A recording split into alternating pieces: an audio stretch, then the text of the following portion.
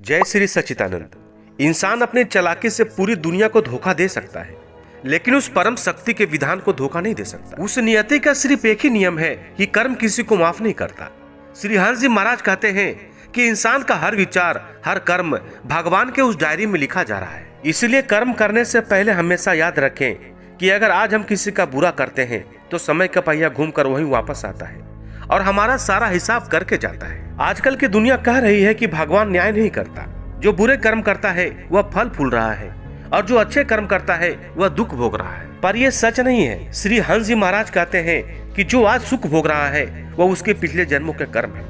जब उसके कर्मों से सुख का भोग खत्म हो जाएगा तो उसे भी दुख भोगना पड़ेगा, और जो आज दुख भोग रहा है वह अभी उसके पिछले जन्मों के ही कर्म है। और जब उसके बुरे कर्मों का अंत हो जाएगा तो उसके भी जीवन में सुख आएगा। आज की कहानी एक ऐसी व्यक्ति की है जिसे लग रहा था वह ईश्वर से बड़ा है, लेकिन कर्म ने उसे एक ऐसी जगह पर लाकर खड़ा कर दिया जहां सिर्फ उसके पास पछतावा बचा था। और हम इस वीडियो में यह भी बात करेंगे कि कर्म के बंधन को हम कैसे सुधार सकते हैं। इसलिए वीडियो को पूरा जरूर देखिएगा और हो सके तो हमारे चैनल अमृत कलश कथा को सब्सक्राइब भी जरूर कर दीजिएगा।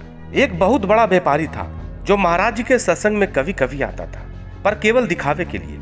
वह अपने मजदूरों का हक मारता था और गरीबों की बद्दुआएं लेता था और कहता था पैसा ही मेरा भगवान है। एक बार उसने एक गरीब मजदूर को चोरी के झूठे इल्जाम में जेल भिजवा दिया था, क्योंकि इस मजदूर ने उसकी गलत बातों का विरोध किया था। वह बेचारा गरीब था, कुछ कर नहीं पाया। वह अपनी बूढ़ी माँ का इकलौता सहारा था। उसकी बूढ़ी माँ महाराज जी के पास आकर रोते हुए कहती है, महाराज जी मेरे बेटे का क्या कसूर था। महाराज जी ने शांत होकर कहा, माँ धैर्य रख, कर्म की चक्की धीरे चलती है पर पिसती बहुत बारीक है।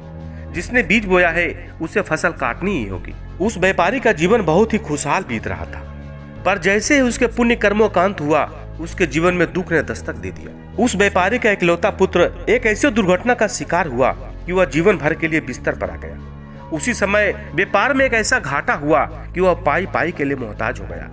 जिस समाज में उसकी तूती बोलती थी आज सबने उससे मुंह मोड़ लिया। अब उसे भगवान की याद आई। इसलिए भगवान कहते हैं कि दुख से ही भक्ति की शुरुआत होती है। वह व्यापारी पागलों की तरह श्री हंस जी महाराज जी के चरणों में आकर गिर पड़ा और चीख चीख कर रोने लगा और कहने लगा, महाराज जी मैंने किसी का क्या बिगाड़ा था जो मुझ पर यह पहाड़ टूटा।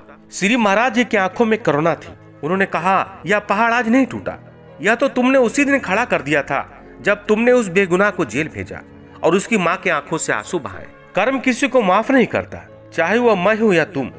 कुदरत का कानून वकील नहीं देखता, वह सिर्फ नियत देखता है। महाराज जी ने उसे सिखाया कि अब केवल प्रायश्चित ही एक रास्ता है। उन्होंने कहा कि ये कर्मों का फल तो भोगना ही पड़ेगा, लेकिन अगर तुम सच्चे नाम का सुमिरन करो और निस्वार्थ भाव से सेवा करो तो उस दुख को सहने की शक्ति ईश्वर तुम्हें देगा। निस्वार्थ सेवा ही वो कुल्हाड़ी है जो कर्मों के घने जंगल को काट सकती है। व्यापारी कर्मों के खेल को समझ चुका था। उसने अपना बचा खुचा जीवन गरीबों की सेवा में लगा दिया और जीवन के अंतिम सत्य को समझ गया। आज की यह कहानी सिर्फ एक कहानी नहीं है, बल्कि एक चेतावनी है कि अपने हाथों से कुछ ऐसा ना करे जिसकी सजा आपकी आने वाली पीढ़ियों को भुगतनी पड़े। याद रखिए, सबका हिसाब यही होना है। आपको यह कहानी कैसी लगी हमें जरूर बताइएगा, और ऐसे ही कहानी को हमेशा देखने के लिए हमारे चैनल को सब्सक्राइब भी जरूर कर दीजिएगा। मिलते हैं अगली वीडियो में, तब तक के लिए जय श्री सच्चिदानंद।